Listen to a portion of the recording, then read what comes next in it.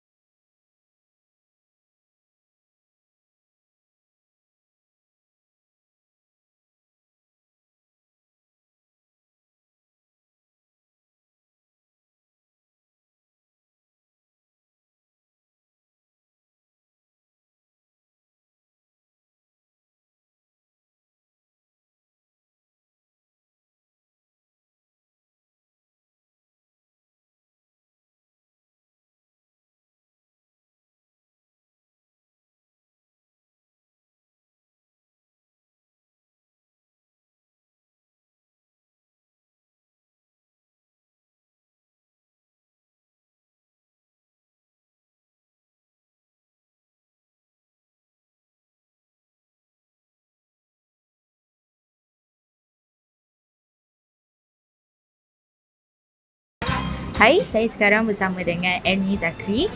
Hai. Okey, apakah perasaan anda dapat menjayakan konsert tribute karya Agong Pak Ngah bersama-sama dengan artis yang lain, terutamanya Datuk Seri Nurhaliza? Perasaan tu definitely bersyukur lah, sebab saya secara peribadi tidak dapat bekerjasama dan tidak mengenali Allahyarham Pak Ngah, tetapi ini satu penghormatan untuk saya menyanyikan lagu-lagu daripada Allahyarham.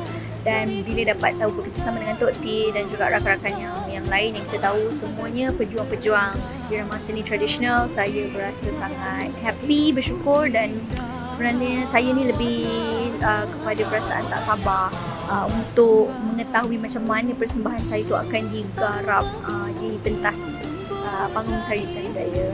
Apakah cabaran bagi anda untuk menyanyikan lagu beralunan tradisional?